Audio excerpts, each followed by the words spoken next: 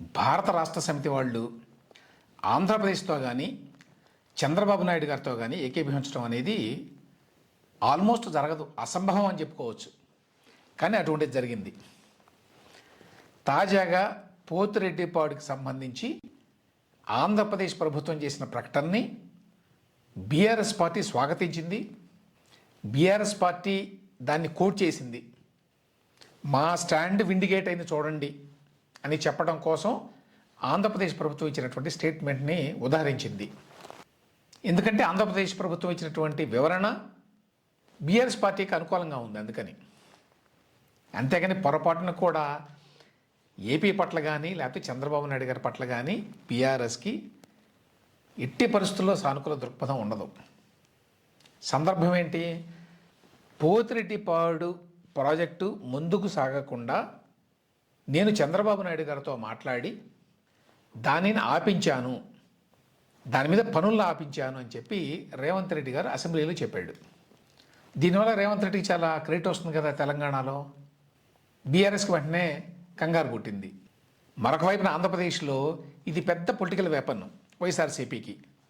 చూసారా, పోతిరెడ్డిపాడుని జగన్మోహన్ రెడ్డి గారు అధికారంలోకి రాగానే మొదలుపెట్టి రాయలసీమకు నీళ్లు అందించాలని చెప్పి అనుకుంటే చంద్రబాబు నాయుడు ఇప్పుడు వచ్చి అధికారంలోకి రేవంత్ రెడ్డితోటి కొమ్మక్కయ్యి ఈ ప్రాజెక్టు పనులు ఆపించాడు అని చెప్పి తెలంగాణ ముఖ్యమంత్రి చెప్తున్నాడు రేవంత్ రెడ్డి అని. సాక్షిలో ఈ వార్త చూడండి. ఏం చెప్తోంది ఈ వార్త? చీకటి ఒప్పందంతో బాబు ద్రోహం, సీమకు సైంధవుడు అని చెప్పి వీళ్ళు ఇవాళ పేపర్లో వేశారు. రాయలసీమ ఎత్తిపోతల పథకం పనులు నిలిపివేయడంపై మండిపడుతున్న రాష్ట్రం, అంటే చంద్రబాబు నాయుడు గారు వచ్చి ఇప్పుడు ఆపేశాడని చెప్పి రేవంత్ రెడ్డి గారు చెప్పాడు కదా, అందువల్ల రాష్ట్రం మండిపడుతోందట. సీఎం చంద్రబాబు చేసిన అన్యాయం మీద ఘోషిస్తున్నటువంటి సీమ రైతాంగం తెలంగాణ ప్రయోజనాల కోసం ఏపీ హక్కులను తాకట్టు పెడతారా అంటూ బాబుపై రైతుల ఆగ్రహం. అధికారంలోకి రాగానే ఏపీ హక్కుల్ని పరిరక్షిస్తూ సీమ ఎత్తిపోతలను చేపట్టిన నాటి సీఎం జగన్ అని పెద్ద కథనం రాయడమే కాదు, సాక్షి టీవీలో కూడా వేశారు. చూడండి ఈ వార్త. రాయలసీమ ఎత్తిపోతలకు చంద్రబాబు మరణ శాసనం రాశారన్న కఠోర వాస్తవం తెలంగాణ అసెంబ్లీ సాక్షిగా బహిర్గతమైంది. ఏపీ సీఎం చంద్రబాబుతో ఏకాంతంగా సమావేశమైనప్పుడు రాయలసీమ ఎత్తిపోతలను ఆపేయాలని విజ్ఞప్తి చేశారని, తన మీద గౌరవంతో చంద్రబాబు ఎత్తిపోతల పనులు ఆపేశారని తెలంగాణ అసెంబ్లీలో సీఎం రేవంత్ స్పష్టం చేశారు. నేను చంద్రబాబు నాయుడు గారి మీద కేంద్ర ప్రభుత్వం మీద ఒత్తిడి తెచ్చి రాయలసీమ లిఫ్ట్ ఇరిగేషన్ ఆపించిన అధ్యక్ష, నా చరిత్ర ఇది, మీ నీతి గది. రెండు రాష్ట్రాల మధ్యలో మంచి వాతావరణం ఉండాలని ఇప్పటి వరకు నేను సాధించిన విజయాన్ని కూడా నేను చెప్పుకోలేదు అధ్యక్ష. సూటిగా చంద్రబాబు నాయుడు గారికి విజ్ఞప్తి చేసినానే, రాయలసీమ లిఫ్ట్ ఇరిగేషన్ మీరు ఆపితే మేము ఏదైనా విషయాల మీద చర్చకు వస్తాము, లేకపోతే మీతో చర్చించడానికి అవకాశం లేదు. మొట్టమొదట 3 టీఎంసీల పర్ డే అక్రమంగా నిర్మిస్తున్న రాయలసీమ లిఫ్ట్ ఇరిగేషన్ పనులను మీరు ఆపండి అని మేము వారిని క్లోజ్ రూమ్ లో అడిగితే మా మీద గౌరవంతో రాయలసీమ లిఫ్ట్ ఇరిగేషన్ ఆపేసింది అధ్యక్ష. మీరు ఈ రోజు నిజ నిర్ధారణ కమిటీని సభ నుంచి. సో అది రేవంత్ రెడ్డి గారి ప్రకటన, దాని మీద సాక్షి వారి స్టోరీ. సో రేవంత్ రెడ్డి గారు ఏం చెప్తున్నాడు? పోతిరెడ్డిపాడు పనులు ఆగిపోవడానికి నేను చంద్రబాబు నాయుడు గారికి చేసిన రిక్వెస్టే కారణము, ఆ విధంగా తెలంగాణకి నేను లాభం చేకూర్చాను అనేది రేవంత్ రెడ్డి గారు చెప్పదలుచుకున్న విషయం. ఇప్పుడు జగన్మోహన్ రెడ్డి గారు లేక వైఎస్ఆర్సీపీ లేక సాక్షి చూడండి, రేవంత్ రెడ్డి చెప్పాడు, ఆయన రిక్వెస్ట్ చేశాడు, పోతిరెడ్డిపాడు పనులు ఆపేశాడు ఈయన. జగన్మోహన్ రెడ్డి గారేమో రాయలసీమకు నీళ్లు తీసుకురావాలని చెప్పి అంత కష్టపడితే చంద్రబాబు నాయుడు వచ్చి ఇప్పుడు ఆపేశాడు అనేటువంటి ఒక నేరేటివ్ని మొదలుపెట్టారు. కానీ వాస్తవం ఏంటి? వాస్తవం ఏంటంటే ఏపీ గవర్నమెంట్ ఆల్రెడీ ప్రకటన కూడా చేసింది.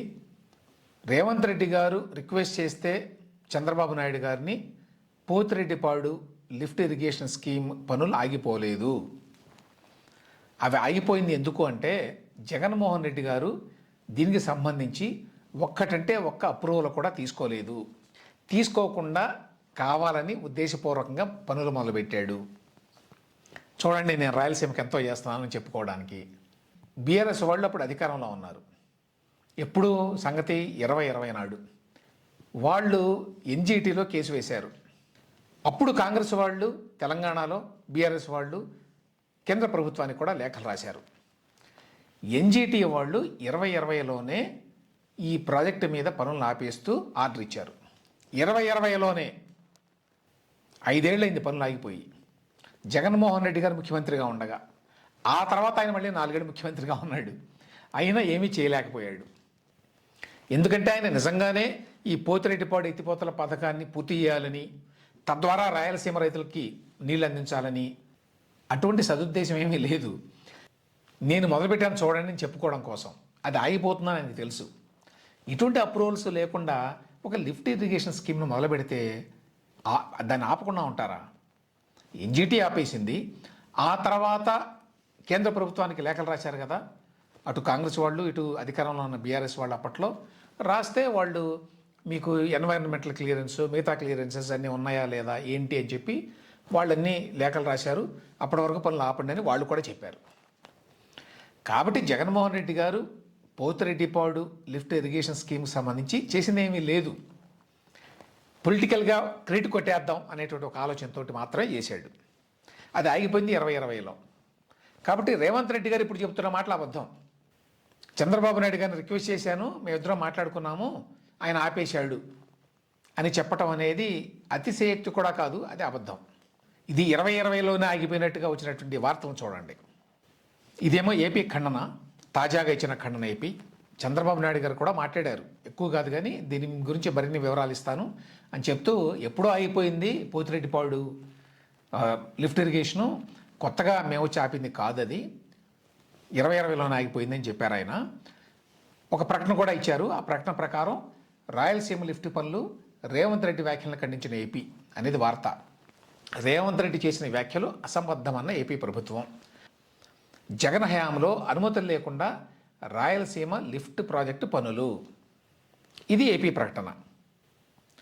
ఇది పక్కన పెట్టండి, అసలు 2020లో వచ్చిన వార్త ఏంటో చూద్దాం.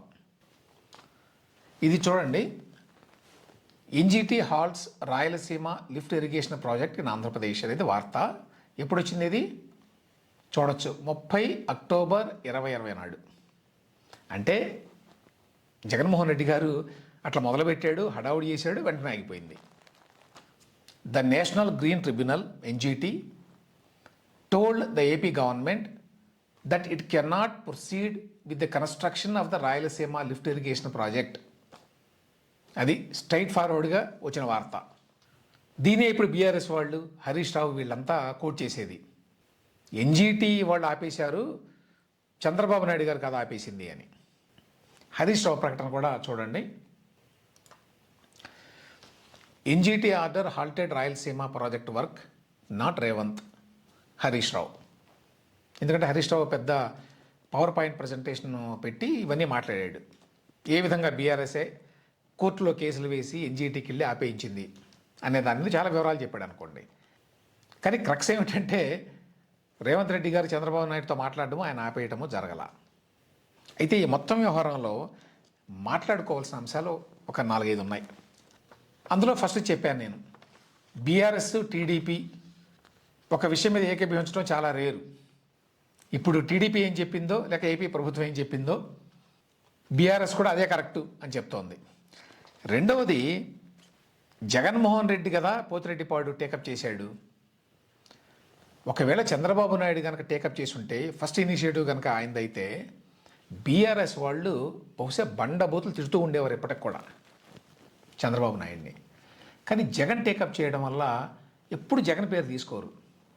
హరీష్ రావు నిన్న ఇచ్చినటువంటి పవర్ పాయింట్ ప్రజెంటేషన్లో కానివ్వండి, ఈవెన్ అదర్వైజ్ 2020లో కానివ్వండి, ఆ తర్వాత కానివ్వండి, పోతిరెడ్డిపాడు గురించి మాట్లాడితే ఆంధ్ర అంటారు కానీ జగన్మోహన్ రెడ్డి అనరు. జనరల్గా బీఆర్ఎస్కి ఆంధ్ర అంటే కోడ్ వర్డ్ అనమాట చంద్రబాబు నాయుడికి. ఆంధ్ర అని తిడితే చంద్రబాబు నాయుడిని తిట్టినట్టు, చంద్రబాబు నాయుడిని తిడితే ఆంధ్రాని తిట్టినట్టు ఈక్వేట్ చేశారు రెండింటిని. పొరపాటును కూడా వాళ్ళు జగన్మోహన్ రెడ్డి గారిని ఆంధ్రాతో ఈక్వేట్ చేయరు, ఒకటి. రెండవది, అసలు పోతిరెడ్డిపాడు విషయంలో కూడా నేరుగా జగన్మోహన్ రెడ్డి గారి పేరు తీసుకుని క్రిటిసైజ్ చేయరు. అది ఇప్పుడు కూడా స్పష్టం.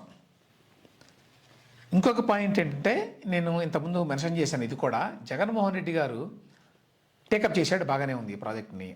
అసలు అప్రూవల్ లేకుండా ఎట్లా చేశాడు అంటే ఉద్దేశపూర్వకంగా చేశాడు, ఏం తెలియదు ఆయనకి. ఏ రకమైన అప్రూవల్ లేకుండా టేకప్ చేస్తే దాన్ని ఆపేస్తారు.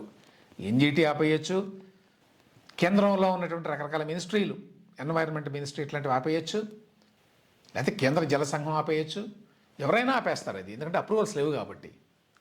ఏ ప్రాజెక్టుకైనా ప్రాపర్ అప్రూవల్స్ ఉండాలి కదా. అంటే కావాలని ఇదిగో నేను మొదలుపెట్టాను చూడండి, వీళ్ళెవరో చేయడం లేదని చెప్పొచ్చు. తర్వాత చివరిగా ఏంటంటే రేవంత్ రెడ్డి గారు తన రాజకీయ ప్రయోజనాల కోసం ఇందులో ఆంధ్రప్రదేశ్ని, చంద్రబాబు నాయుడిని తీసుకొస్తున్నాడు చాలాసార్లు. ఇద్దరి మధ్య సంబంధాలు బాగానే ఉన్నాయి రేవంత్ రెడ్డికి, చంద్రబాబు నాయుడికి. కానీ వైసీపీ చెప్పినట్టుగా ఇటు చంద్రబాబు నాయుడు గారు కానీ అటు రేవంత్ రెడ్డి గారు కానీ వాళ్ళ రాష్ట్ర ప్రయోజనాల్ని లేకపోతే వాళ్ళ సొంత రాజకీయ ప్రయోజనాల్ని పణంగా పెట్టి అవతల వాళ్ళ కోసం ఏమీ పనిచేయరు. కానీ వైఎస్ఆర్సీపీ మాటలు చూస్తే అక్కడికి చంద్రబాబు నాయుడు మొత్తం ఏపీ ప్రయోజనాలు తాకట్టు పెట్టినట్టు, లేకపోతే బీఆర్ఎస్ మాటలను వింటే రేవంత్ రెడ్డి మొత్తం తెలంగాణ ప్రయోజనాలని చంద్రబాబు నాయుడు గారికి తాకట్టు పెట్టినట్టు అనిపిస్తుంది. అట్లా మాట్లాడతారు వాళ్ళు. పొరపాటును కూడా వాళ్ళిద్దరిలో ఎవరు ఆ పని చేయరు. రేవంత్ రెడ్డి ఏంటంటే బీఆర్ఎస్ కంటే నేను ఎక్కువ తెలంగాణ అని ప్రూవ్ చేసుకోవడానికి అప్పుడప్పుడు ఇటువంటి ప్రకటనలు చేస్తూ ఉంటాడు. అందులోనూ చంద్రబాబు నాయుడు గారితో సంబంధాలు బాగానే ఉన్నాయి కాబట్టి నేను చెప్పి ఒప్పించాను, ఆపించాను అని చెప్పాలనే ప్రయత్నం. దానివల్ల తెలంగాణలో తన ఇమేజ్ పెరుగుతుంది అనేది ఆయన ఉద్దేశం. కానీ అది ఆటోమేటిక్గా ఆంధ్రప్రదేశ్లో చంద్రబాబు నాయుడు గారికి రాజకీయంగా తలనొప్పులు తెచ్చిపెడుతుంది. అందుకనే వెంటనే ఏపీ ప్రభుత్వం ఖండించింది. ప్లస్ వాస్తవాలు కూడా భిన్నంగా ఉన్నాయి. చివరిగా విషయం ఏంటంటే తెలంగాణ ఆంధ్ర విడిపోయి 10 సంవత్సరాల పైన అయింది కదా. వీలైతే ఫ్రెండ్లీగా ఉండొచ్చు, లేదు ఎవరి పని వాళ్ళు చేసుకోవచ్చు. కానీ 2 రాష్ట్రాల్లో ఉన్న, మరీ ముఖ్యంగా తెలంగాణలో నిజం చెప్పాలంటే ఉన్నటువంటి రాజకీయ పార్టీలు వాళ్ళ రాజకీయ ప్రయోజనాల కోసం, వాళ్ళ ఉనికి కోసం ఇప్పటికీ సాగునీటి పేరుతోటి సెంటిమెంట్లు రెచ్చగొట్టడానికి, ఉద్రిక్తతల్ని పెంచడానికి ప్రయత్నిస్తున్నాయి. 2 రాష్ట్రాల మధ్య మిగతా ఇష్యూల గురించి ఎవరు పట్టించుకోవట్లేదు 2 రాష్ట్రాల్లో.